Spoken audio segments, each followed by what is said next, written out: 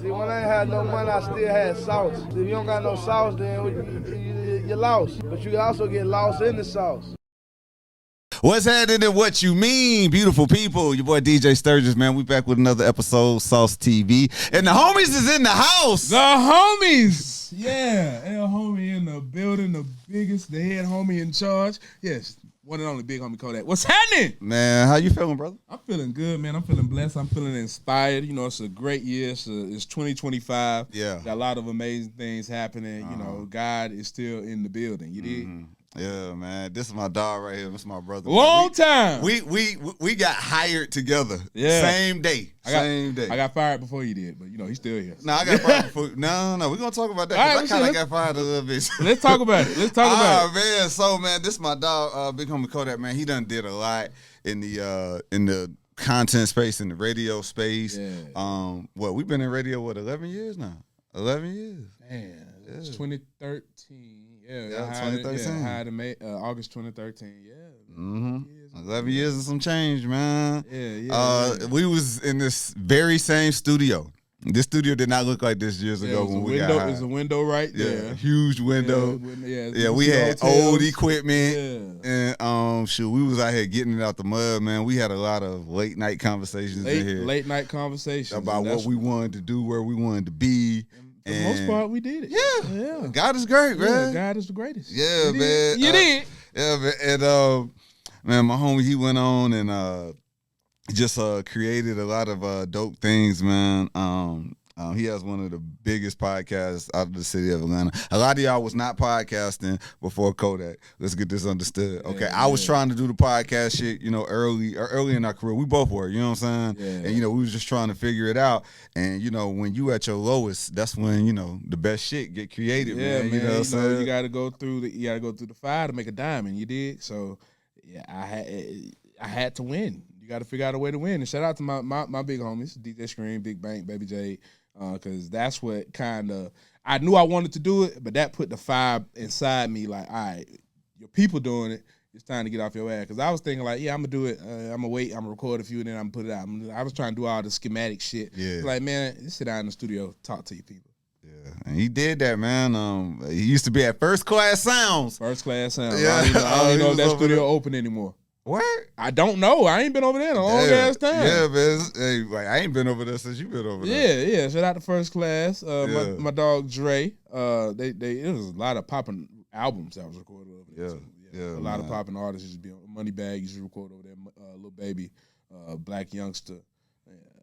What's the buddy name from that got arrested? Fujiano? Yeah, Fu. Yeah, Fu used to be over there as well. Yeah, man. Yeah.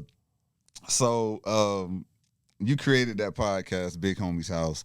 Make sure y'all go check it out, subscribe to it. Also, make sure that you check out Big Facts Podcast. You know what I'm saying? He is one of the executive producers of Big Facts. Yeah. They're my people. I was in the building. I was crazy was having this conversation. We was recording yesterday.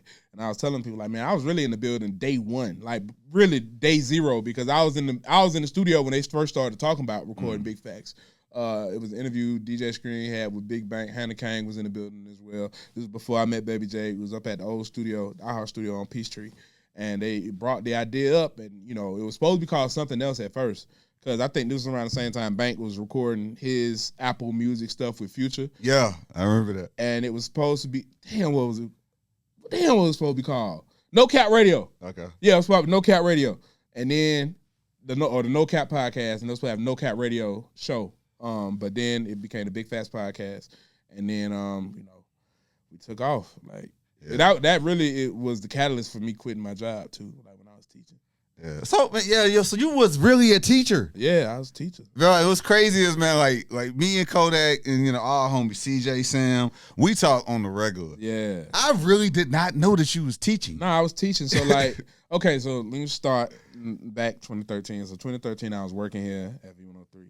I got fired in 2016. It wasn't my fault why I got fired. It wasn't my fault. The nigga who probably did it, he probably don't even work at radio no more. But that happened, and I started working for TMZ like maybe 2 years later.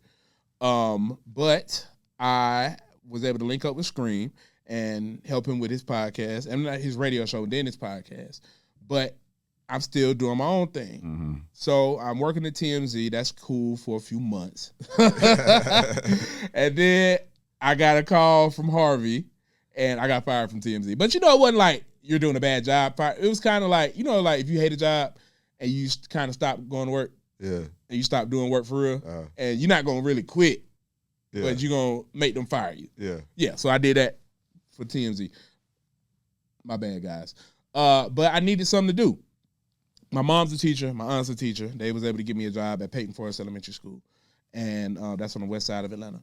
And I was doing that. And honestly, bro, like that time period, like really the fall and winter of 2018 going into 2019 was like one of the most darkest moments of my life. I was depressed because I ain't had no car. I was staying with my mama. And I was just like, shit is bad. You feel me? Like, it's bad for me. Like, I'm not where I want to be in life. And I was teaching. It was cool, but I hated it because I didn't fit in. Like, the stuff that I wanted to do always clashed with, like, you know, what the school wanted me to do, who they wanted me to be. I didn't like dressing up because I'm like, I don't want to, like, I'm not a teacher because when I leave here, I'm going to go do what I really want to do, go down to the radio station. So I'm doing that. In the top of 2020, I start my podcast. I'm still teaching. But a few weeks after I start the podcast, the pandemic happens.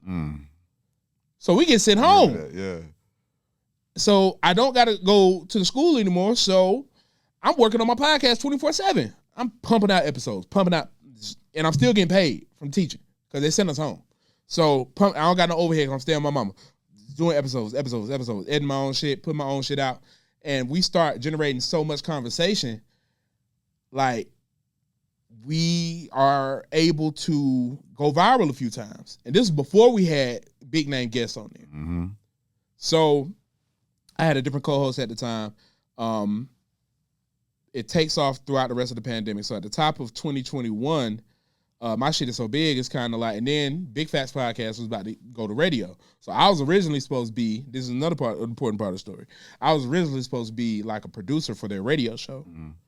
But something went crazy with the deal and they drop it. So DJ Scream's still doing the show by himself. I end up quitting my job because I'm like, man, I ain't meant to be here. My podcast is doing well enough, and the Big Facts Podcast just got picked up by Revolt. So it's like, I'm about to go just do they shit. So I'm working with them. And the timeline wise, we're like March 2021. By August 2021, we are, I run into DJ Louis V at a Buckhead Theater for the shit show, Big Bank Shit Show. And we talked backstage and like, bruh, I ain't know him for real, but I knew of him through Screen. And they're like, bro, you know, I got this podcast over here. What's up? What we doing? And he was like, yeah, I heard about you. You know, we working on something. And I'm like, damn, okay. Because you never know who's speaking your names in rooms that you're not in. That's right. So we just kept doing the work. August 2021, we having conversations. It's going great. Roll around September. We start, you know, it's really starting ramping up. We're actually in the studio cutting air checks and all that shit. And like by December 13th, 2021, we got an offer. And we started the radio show February 2nd. And that's how the JoJo and Big Homie show started. Yeah. But it wasn't the JoJo and Big Homie show initially. No. The JoJo and Big Homie show was always the Big Homie's house. Yeah. But as far as ownership, the Big Homie's house had to be separate from iHeartRadio because they can't own that. They could take the JoJo and Big Homie show and put anybody in Big Homie spot. Yeah. They can make anybody JoJo. You feel me? Yeah. But the Big Homie's house will always be mine. So you don't really have as much creative control for something that I created. And I own everything for the Big Homie's house. As far as like, you know, we got IP trademarks. We have the LLC already, like everything, I already own it. You feel me? So yeah, shout out to the homies. Yeah, man. And I seen my dog, man. He really built this shit up from the ground up, man. And like when you started doing it, I remember it was like, dang, man, like, cause like everything you was going through at the time, we didn't know. Didn't nobody in the crew know. You know what I'm saying? Like we just thought you was working shit out because you was also working with another media brand we ain't gonna mention. Oh yeah, no. Like and I'm real secret, not secretive, but I'm real like I don't like talking about my problems because like what's that gonna do? I need maybe every woman I talk to, I tell her I need to go to therapy about it. But I ain't found the time to went to therapy yet. Bruh. But I probably need to go to therapy eventually. Me too. But but I mean, I don't believe in just talking about my problem with people who can't help me with them. Because it's gonna be okay. I know it's gonna be okay, nigga. Yeah. I'm gonna make sure it's okay. Yeah. So I'm gonna tell you about something. Like you can't really help me. And it's not anything to any of my friends or nobody like that. But it's like, shit, you can't help me. So let me just figure this shit out, and then we're gonna be cool. And I'm always figure this shit out. Yeah. That's right. You did that, man. And like, you was actually inspiring all of us at the time. You know what I'm saying? Even though, I think me and CJ was up here. Sam, he had went to Cali. Yeah. And then I think he was coming back, but he had already had a situation. Yeah. You know what I'm saying? He had options, But like, you was inspiring us because it was like, damn, man, like we can all go around talking about the shit that we do. Oh, I work here, I work at this station, and all this other shit like that. But to see somebody actually really build their own shit, and like you go on YouTube, you be like, damn, that's him. You know what I'm saying? And you know what? It's a line that Kanye West said. It's not in the song or anything, like a quote. It's he said that the greatest tragedy is that he'll never be able to see himself perform. And I agree with him with that, because it's y'all say this stuff about me, and I promise God I really don't be seeing it. I'm not saying I don't know that I'm good at what I do, but I just don't know the extent of how good it is. You feel me? I fully understand that. Because I just do it. Like, I don't know I don't know like what tier y'all see me on. Like, am I on the Big Tigger tier, or am I like the Carlos Miller tier, or or it's just the Kodaq tier? Like, I don't know, because I just do the work. So when people see me and I see these comments and people see me in public and they speak to me off of what they seen online, it's like, damn. Like, I remember I was in Cancun and somebody like, bro, you got a podcast? I'm like, shit, yeah. You watch it? Damn, that's crazy. Like, more people notice me from the podcast than the radio. Mm-hmm. You feel me? Mm-hmm. So, man, it's just all a product of God's blessings and shining on me, and just my hard work and my enthusiasm for what I want to do. Like, I've always had vision. That's been my greatest attribute. Like, I always have vision. I know what I'm gonna do, and I'm committed to doing it. Like, the stuff that the creative things that I'm working on now, like, it's here. Like, God put it here for a reason. Mm-hmm. Like, that's why a lot of the things that are happening because you have to move in God's vision. Mm-hmm. You feel me? Move in God's timing for your life. And that's the hardest thing though, bro. Especially when you're trying to level up and it's a new tier, a new dimension you can get to. Yeah. And it's just like, man, like, what do I need to do? You know what I'm saying? What do I need to do to get to that point? You have the vision, you got the idea, you'll do the work. You just got to exist. You just got to exist. Keep your faith, whoever you believe in, and just do the work, because you can't force success. You cannot force success. You can't make people accept you. Like, if you pushing a podcast, you pushing a song, or you pushing a product, you can't make people accept something that they're not used to. So you got to do the groundwork. You have to be consistent in your content. You have to be consistent in your presentation. You have to make people believe that what you're pushing is worth supporting. Mm-hmm. And everything that I've done with the Big Homies House has been my vision, and you either going to understand it or you're not. And a lot of people like my conversations. They like hearing the things that I'm able to curate, because sometimes it's not even me. It's the stuff it's people's reaction to the things that I say. And a lot of it is marketing, is editing, is making your shit look clean, making your shit look entertaining. And sometimes it's subliminal things. Like, it's a new thing now where I'm putting the words on my videos. So as soon as if somebody share it to their story, they like the content, they share it to their story, and you only got 15 seconds to watch somebody's story on Instagram, like, as far as time. But as far as people's mental capacity, you may have 3 seconds to catch their attention. So if I take a video and put it on Instagram, put the words on there, somebody shares it to their story, and somebody that's following them sees it shared to their story, and they can automatically see what that video is about, and the title is so enticing that they have to watch it. That's how you increase your viewers, because you have shown people or given people a snippet of something that they might really care about. Mm-hmm. It's like a YouTube video. Like, this girl stole $12 million from Target. Shit, let me see what that's about. Yeah. You feel me? It's all marketing. Yeah, man. But you don't know what? I learned a lot, you know what I'm saying, just from seeing you do it, and one of the problems I had, doing podcasting is like I didn't have no consistency because I didn't try to create it. Like I didn't actively really pursue finding the studio, and then at the time, how it is like early in your career, man, especially, the money ain't all that great. And then when you start getting money, it's like, shit, I got to try to establish myself and all this other shit like that. So I was just not trying to pay for a studio space. Yeah. So I was recording wherever I could, but you still, got to. Yeah, you got to. But I wasn't consistent still, So I would drop one episode a month. Yeah. Maybe even, if every 2 months. Yeah, you know what I'm saying? So it caught up with me. And with stuff like that, it's kind of like, and here's how I interpret it. If you aren't invested in making if you're not invested in making your content, why would somebody else be invested in watching it and consuming it? That's right. Like if you're only doing it once a month, it's kind of like if my favorite rapper or a new rapper that's not as established, it's a new rapper I like that's not as established, and he puts out a song whenever he feels like it. I don't give a damn no more. Out of sight, out of mind. Yeah, like I'm gonna listen to this other person that done got their shit together. Mm-hmm. It's like one thing I hate when rappers do, like 500 likes and I'll drop a song. Nigga, if you don't drop that fucking music, don't nobody care about you. Yeah, but you wanna know another thing? If you gotta do that type of shit, then shit ain't even good.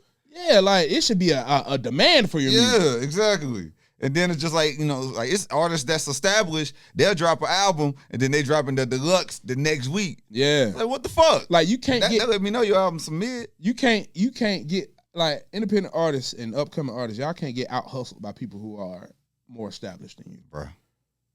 And that really goes the same for content creators as well. Like if you want to be in the content space, you want to be in the media space, you want to do radio, TV, film, whatever, or digital, or social, you cannot. I'm your competition. You cannot get out hustled by me, and he's your competition. You can't get out hustled by him. We're still in these rooms, but because of the media and entertainment landscape, you can get popping on Instagram. Facts. Like everybody think that you need to be in a building or have a corporate title attached to you or a corporate program attached to you.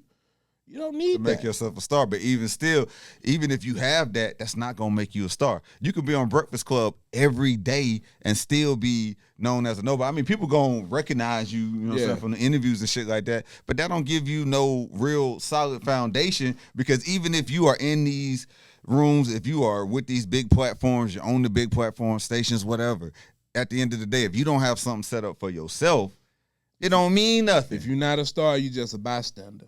That's it. Yeah. And being the star as a talent. I mean, we had this conversation, and like even in our career, like all we wanted to do was just get on. We like we just wanted to be on air. We wanted to have our own shows and stuff like that. But we was both still doing stuff because we already saw it. I was already on the podcast game, and what's crazy is, man, I was on podcasting our first year. I knew about it. Shout out to Combat Jack, shout out to Taxstone, because those was my first introductions to the podcast game. And I saw what they was doing and the success that they had. So I said, okay, cool, I'm gonna do that same shit, not knowing that it was so many layers to it. And then when I first started doing it, goddamn, I was interviewing up and coming artists. And then I had to realize, don't nobody give a fuck about what they talking about. Yeah. You know what I'm saying? Yeah. And then thinking, oh yeah, you gotta do these artists, you gotta do these interviews. It's like, no.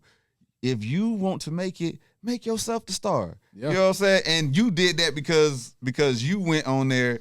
I remember the guests you had was just people from Instagram. People you was cool with. You know what I'm saying? Yeah. OnlyFans models, strippers, just chicks who was just turned up on social media or whatever. Like you just had them in there and y'all just had conversation. And then that's when I started seeing it like, yo, you know what? You got to implement that.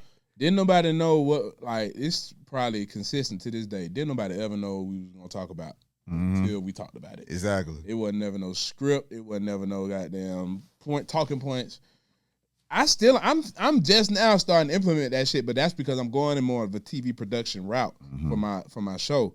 But like, we just gonna sit up here and talk. Yeah. Like it's never like I don't like calling it an interview because it's not an interview. Exactly. Like an interview is like, well, so tell me about your new nah, nigga, I don't give a fuck about that shit. What you think about these goddamn high ass chicken wing prices? Exactly. Like, god damn. The price of eggs and shit. This like, inflation. Like, god damn, what you think about these motherfuckers out here that don't benefit from Donald Trump but want to vote for Donald Trump? Like, what you think about that shit? Like, so real quick, talk about some of the ups and downs that you went through as far as like building your podcast, because you done had to swap out hosts. You know what I'm saying? Yeah. You know, and then now you know what I'm saying, you got a new situation that you just created for yourself. Yeah. Nah, I mean the ups are like everything that I've benefited from as a result of having the Big Homies house. So I think it's way more ups than downs. Way more ups. Like I was on the Breakfast Club. Bro. Yes. 85 South Show. I was on the 85 South Show. Yes. Like and all of that is because like the Big Homies house. Like we could have stayed independent, goddamn, and just did all of that as the Big Homies house. But I feel like the iHeartRadio kind of diluted the success because it was like, okay, well, are you popping because it's the Big Homies house, or are you popping because it's iHeartRadio? And that's what I always that was always my frustration, because the JoJo and Big Homie show was an iHeart thing, but its concept was the Big Homies house. So instead of the Big Homies house getting, put on a higher platform, we're promoting something that we don't own. You feel me? Like I always admired BT and Ferrari because they came in like they pushed the shit out of Baller Alert Show, which you should. That's some shit that you guys have stake in. But there was never an opportunity like for JoJo and Kodaq to push the Big Homies house. Like the emphasis was always the JoJo and Big Homie show. But now that was a down. And I also feel like when you working with people, you kind of have to cater to everybody's emotions. And I feel like I'm such a hustler. Like if we're not hustling the same, then I'm not gonna be like, all right, well, you got to figure it out. Like you gotta if I'm putting the work in, then you got to match my shit, or you just along for the ride. And I think success does breed envy. Not with JoJo, but I feel like with other people that I've had on in the past, it was kind of like, why you get on an interview talking about me years later? Like that shit was weird. Dude. Damn, are you really be dealing with that? Yeah, like still talking about you years later. Yeah, like I seen some shit like that last year. Like I'm not like why? Like I don't wish you ill will or no shit like that. So why are you talking about me crazy on the interview?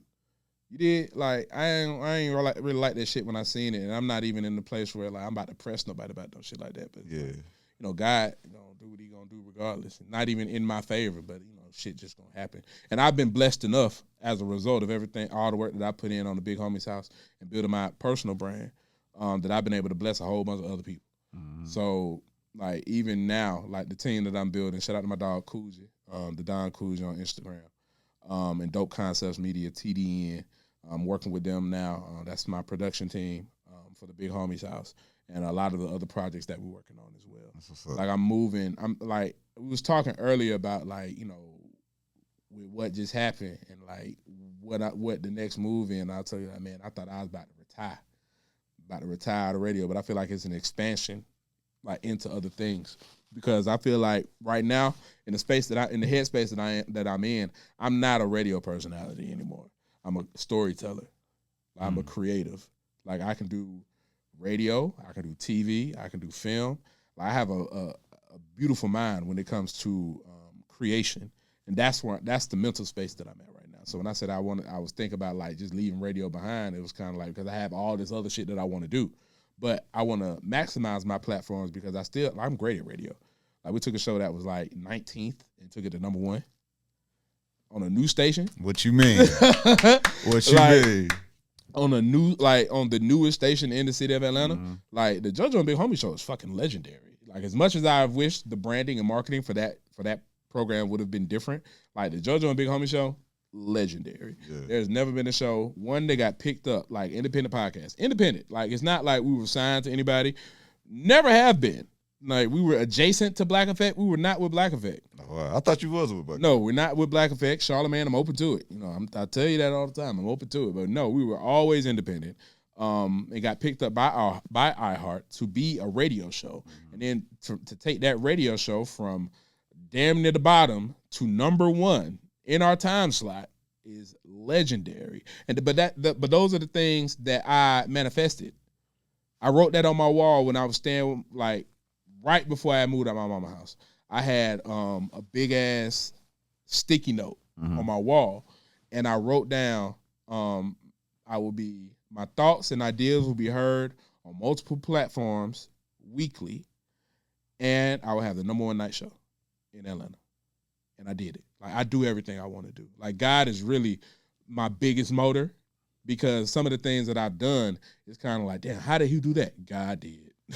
What you mean? God did. I don't think there's anything I can't do. Like, if I wanted to, and I mean this as sincerely and humbly as possible, if I sat down for a year and just work out and trained and did nothing else, I could make a NFL practice squad. Because why not? Like, people's limitations are their own minds, and my mind is limitless. I can do anything I want to do.